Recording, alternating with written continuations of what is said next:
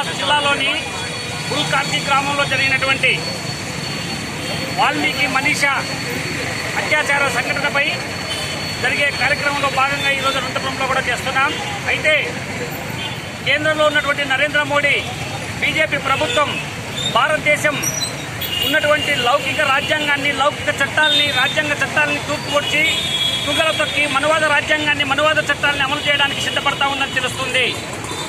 ఇట్లాంటి చట్టాలకు వ్యతిరేకంగా మనువాద రాజ్యాంగానికి బీజేపీ అమలు చేస్తున్నటువంటి హక్కుల్ని రద్దు చేస్తున్నటువంటి దానికి మోడీ ఆదిత్యనాథ్ను వెంటనే ముఖ్యమంత్రి నుంచి కూడా రద్దు చేసి అక్కడి నుంచి పార్టీ నుంచి కూడా డిస్మిస్ చేయాలి.